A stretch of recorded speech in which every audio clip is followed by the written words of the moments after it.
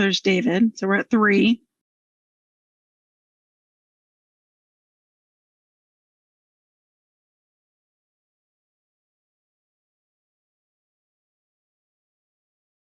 Maybe give it a few minutes. I just emailed everybody.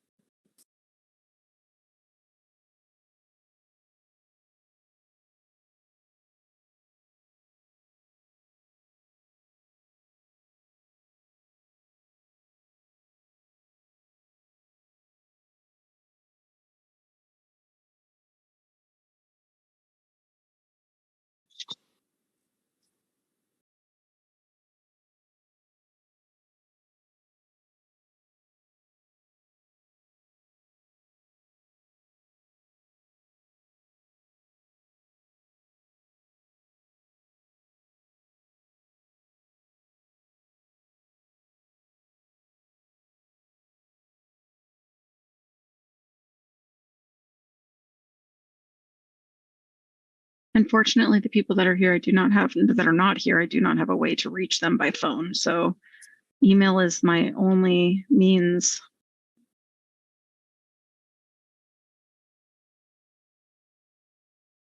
Do we not have a quorum here? We do not. We have 3. We're short 1.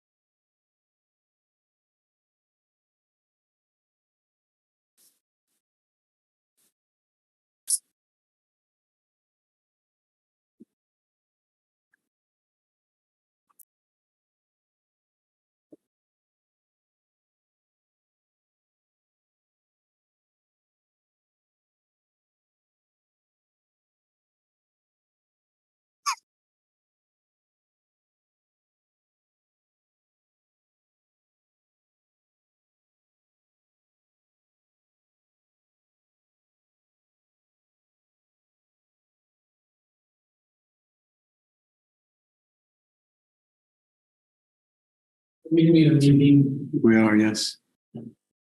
Oh, Charlie. Hey. Hey, just the man we were looking to see. Jeff was just getting ready to call you. Oh, good. Woo.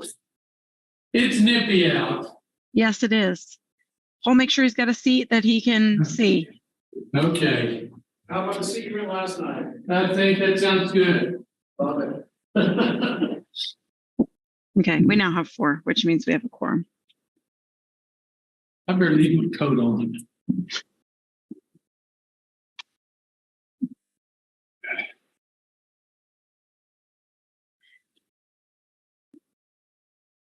And since this is the first time, maybe we could do a quick round of introductions, if that's okay.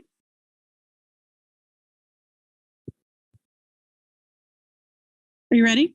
Yes, we are ready.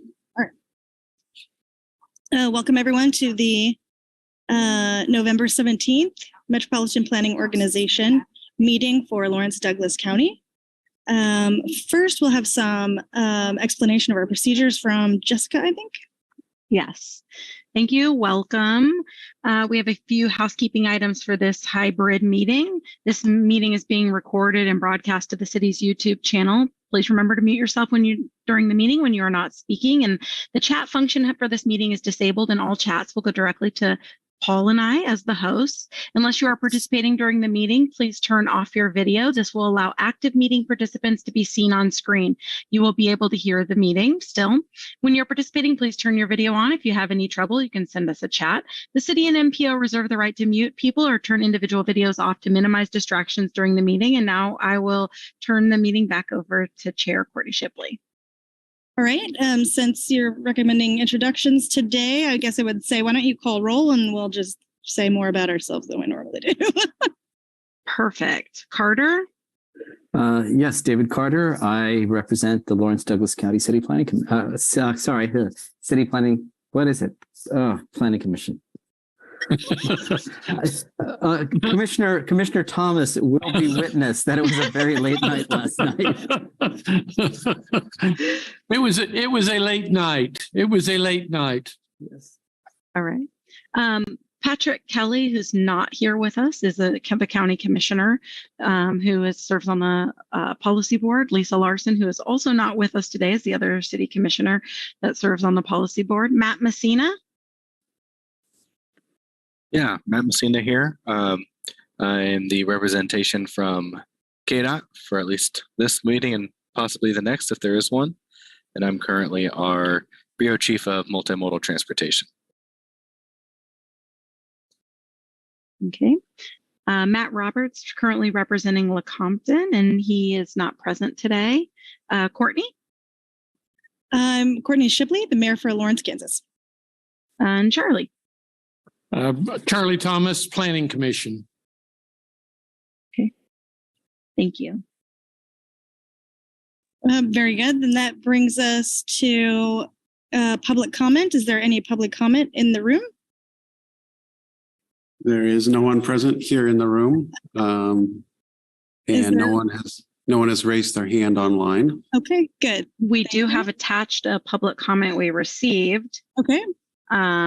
For your information related to information about the Civic Engagement Commission. Yeah. Okay. Thank you. To clarify their comment and who they are. Yeah. Okay. Next, that brings us to approval of the minutes for October 27th.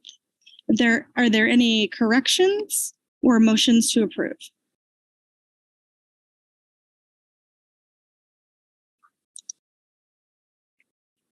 I didn't hear that.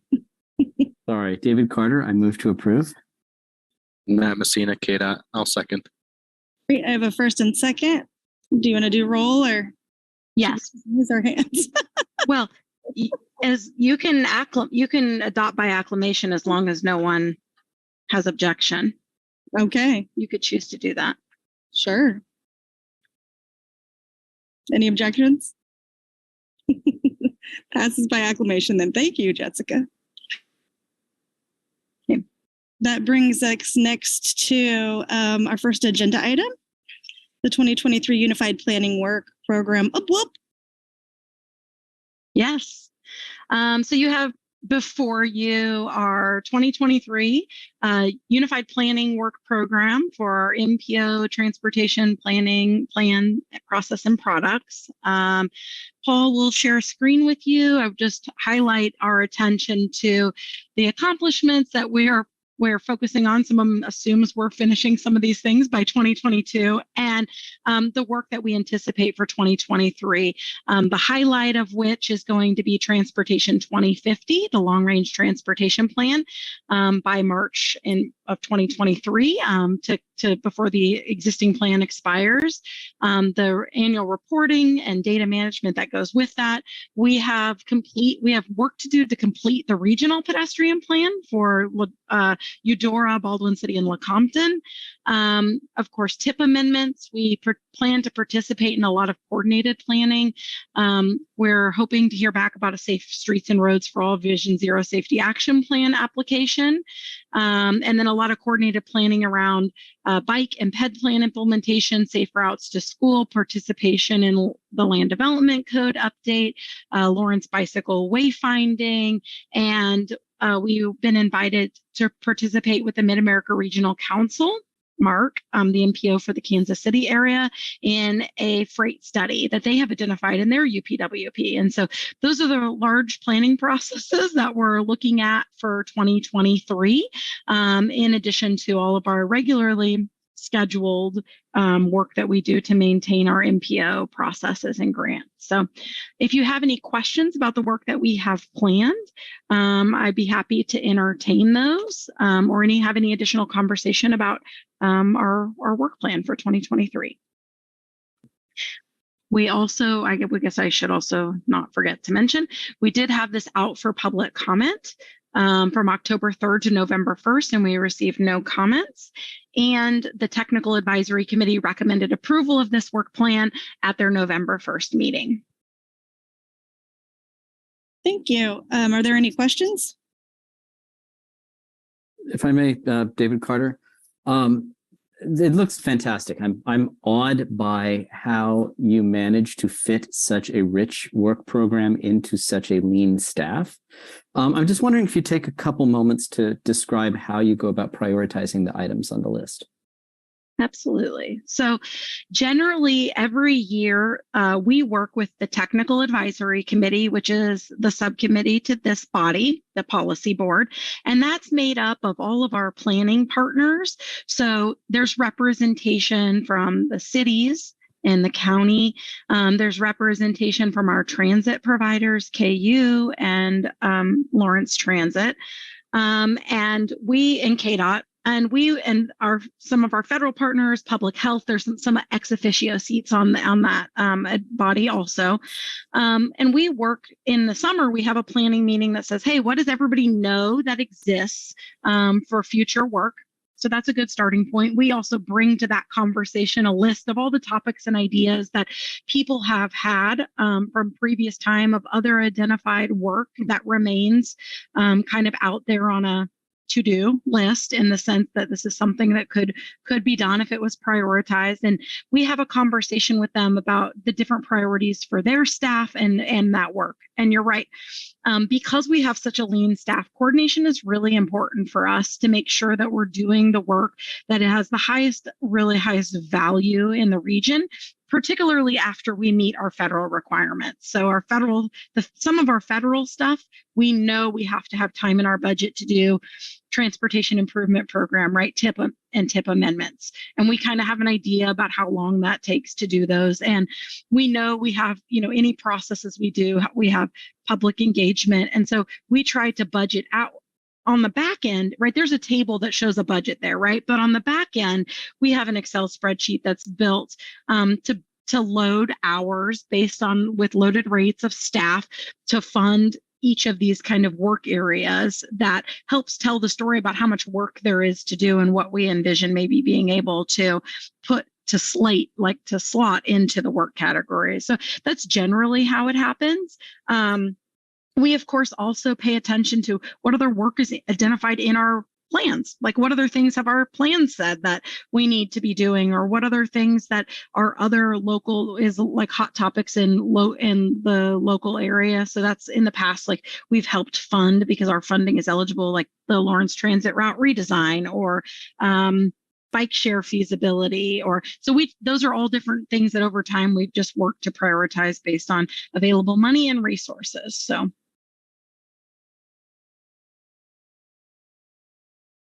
All right, super. Thank you very much. Any other questions? Comments? Let's make sure there's no public comment. No one present here, and no one has raised their hand. Great, thank you. Commissioners, any further conversation or motions?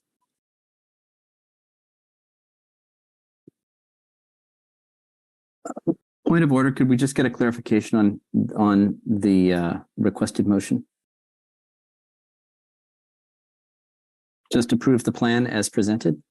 Yes, and if you need to read it explicitly off the agenda, because we all are also asking for granting authorization for the MPO Secretary, Jeff Crick, to sign the consolidated plant and grant agreements. And that's so he can sign on legally on our behalf to receive the money that covers this work. Okay, I'm happy to make a motion. I move to approve the 2023 Unified Planning Work Program and authorize the MPO Secretary, Jeff Crick, to sign the Consolidated Planning Grant Agreements.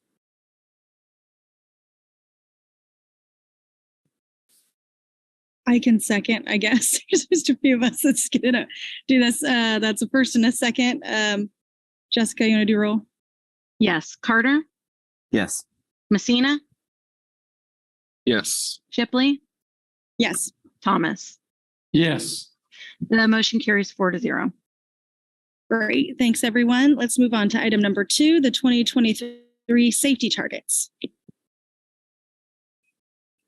All right. So speaking of federally required items, we are required to set safety targets, and what's before you has been to the Technical Advisory Committee, TAC, as well as out for public comment, and no comments were received. So we set these requirements in accordance with those federal requirements. We'll explain a little bit what we're looking at here. So this is number of fatalities on all public roads. We do break it down by who maintains the road, but the actual metric that we are reporting is total for the entire county. We report it on a rolling average, a 5-year rolling average, to kind of essentially smooth out the ups and downs, which you can see the blue here is the annual fatalities. Red is the rolling 5-year average. And we project the 2022 fatalities. And based on that projection, we have a 5-year target that we adopt for 2023. So that target would be 11.6. And so that's fatalities. We also have fatalities per 100 million vehicle miles traveled.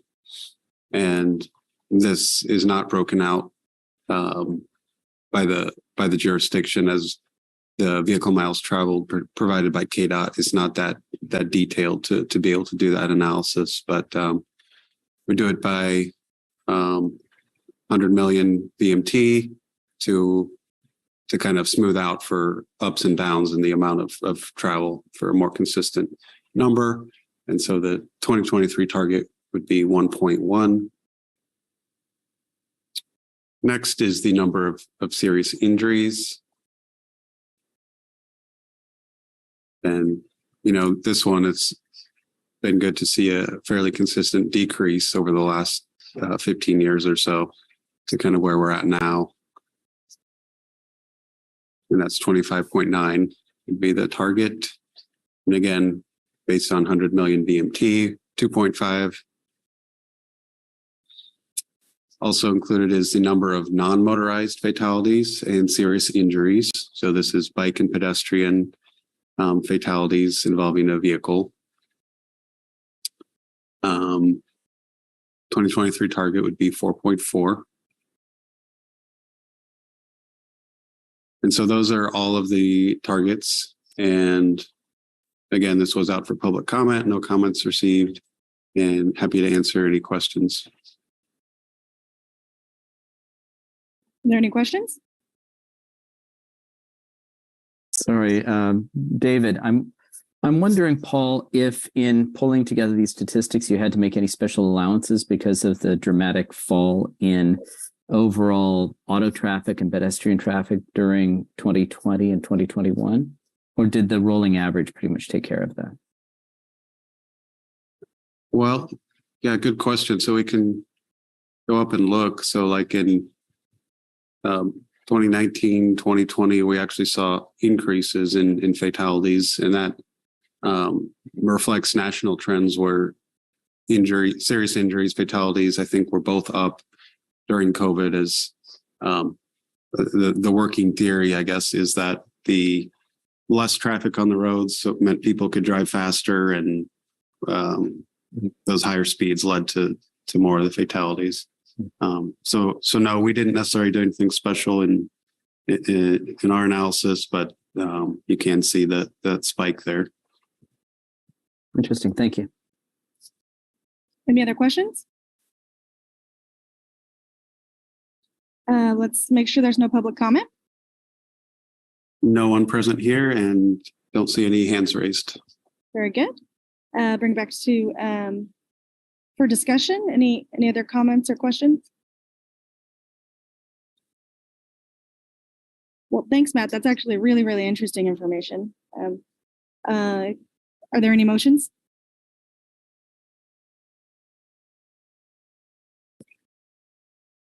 Come on, you can do it. I'll be happy to make a motion. I move to approve the 2022 safety targets. I'll second. Jessica. Carter, Yes. Messina, Just to clarify, we're approving 23 safety targets. Oh, it's- sorry. The action listed is 2022. Yeah. Do I need Sorry, to we mean it's a do we need to typo. withdraw the motion? I guess procedurally, probably we need to do that, don't we? Yes, probably. Okay. I would like to withdraw my previous motion. And does Mayor Shipley need to withdraw her second? Her second, I withdraw. yes. Okay. I would be happy to move that we approve the 2023 safety targets. Thank you. I Thanks, second the 2023 targets. Okay, Carter, Yes. Messina, Yes. Shipley, Yes. Thomas. Yes. Thank you. Motion carries 4-0. Great. Thanks again, everyone. Thank you, Matt.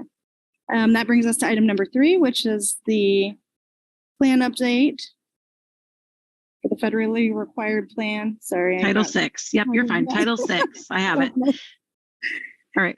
So we have generally following the MPO's update to our public participation plan, which happened earlier this year.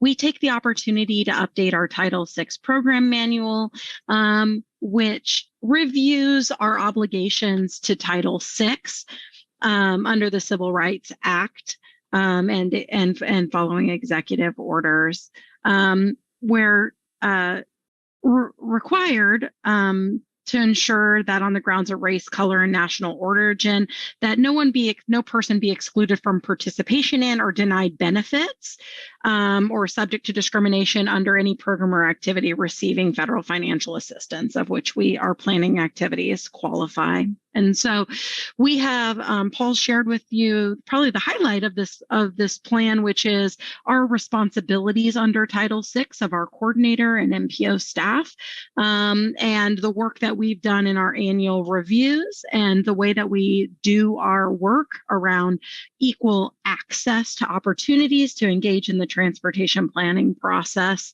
engagement of underrepresented populations, the connection that this plan has to limited English proficiency, which you recently adopted, and how this ties back into our public participation plan in terms of engaging people in this process and some of the demographic data collection we do as part of our public engagement. It's very technical. This has our MPO assurances, probably which you've seen maybe on our agendas or we have posted in our spaces. And this is just a recommitment. We update this plan, like I said, on that kind of our 5-year-ish cycle that we do with our public participation plan. And so we're seeking approval today to finalize the update and adoption of this Title VI plan. I'd be happy to entertain any questions anyone has about Title VI. We did receive public comment, which is attached to the agenda for your information around this. This plan was recommended for approval by TAC at their November 1st meeting. Great, thank you. Are there any questions?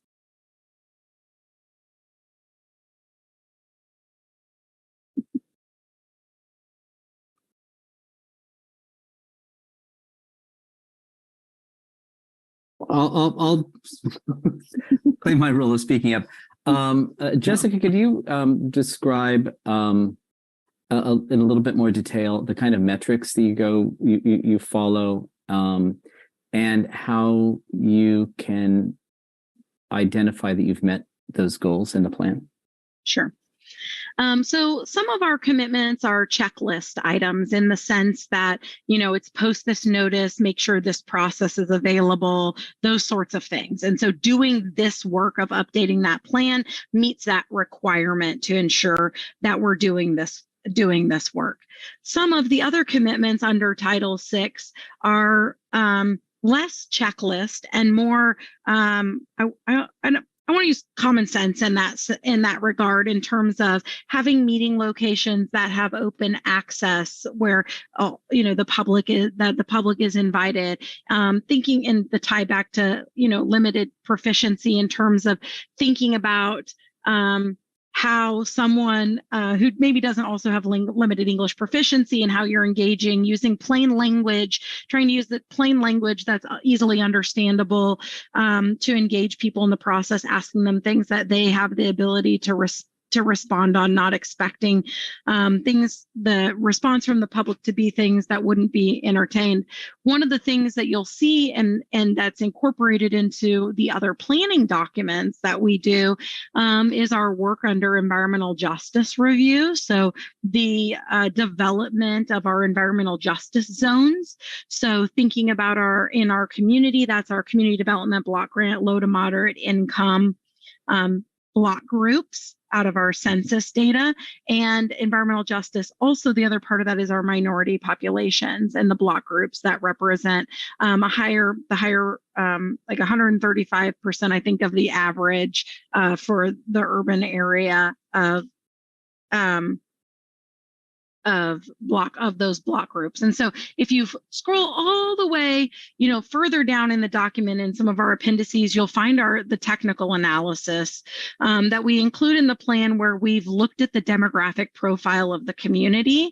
And you'll see that the work that we've done around, oftentimes this gets updated as part of our TIP more frequently, but it's an assessment that we're doing, and also with our planning partners, to understand how the benefits and burdens of transportation.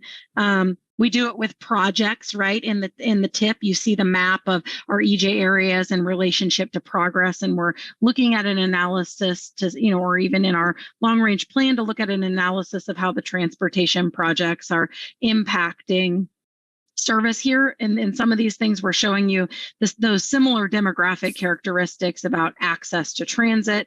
Or here's the map. The map Paul's showing you right now is exactly what I was talking about with the TIP, which you see in that part, which is the environmental justice layer in relationship to TIP projects. And I think, location's not the only thing. It's about access, what types of amenities are being included. And so there's more detail in some of the other documents that we do, and other planning documents like the Transportation Improvement Program, where we have we have detailed, this includes bike ped amenities. We believe this is beneficial, or, and they're not necessarily, or is it a capacity project, or understanding what are some of those impacts of those projects in those areas in relationship to EJ populations versus non-EJ populations. So when you later look at Transportation 2050, or you can go back and look at Transportation 2040, we will have a lot of performance measures related to EJ areas versus the region at large, or the city at large. And that's the work we're doing to try to understand what the data tells us about burdens and benefits of transportation and those disparities. Thank you. That's very satisfactory. I appreciate it. Very good. Is there any other questions or comments? There was a question in the chat. What does Title VI coordinator mean?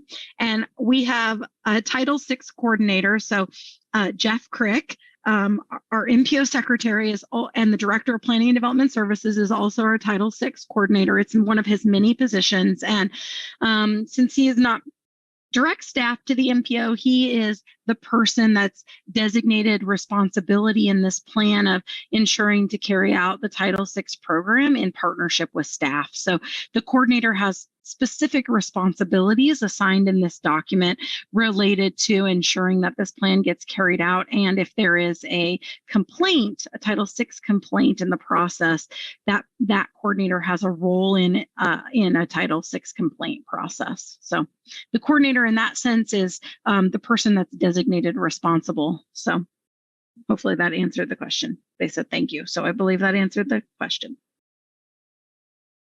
Great, thanks. We didn't do public comment on this yet. Is there any public comment? No one present here, and I don't see anything online. Great. Any other discussion or motions? There was the letter submitted. Mhm. on Yes. public comment. Yes, which I mentioned earlier. There's the Okay. letter submitted attached. Right.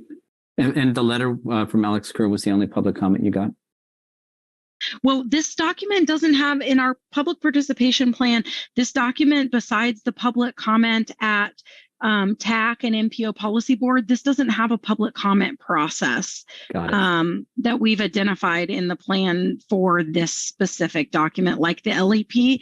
I think they're perceived as a more technical process. And then this like says how we're going to do some of the other work. That could be something that we could evaluate in the future if we believe that's necessary.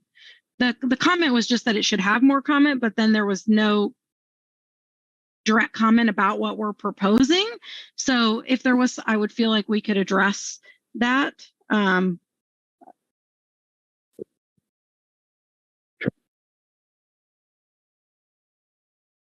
Any further discussion?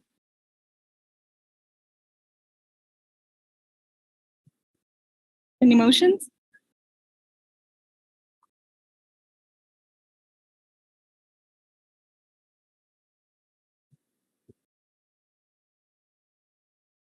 I'll be happy to make a motion to approve the Title VI plan. I'll second. All right, for a roll call vote, Carter, Yes? Messina, Yes. Shipley, Yes. Thomas. Yes. Motion carries 4-0. Great. But, Thank you.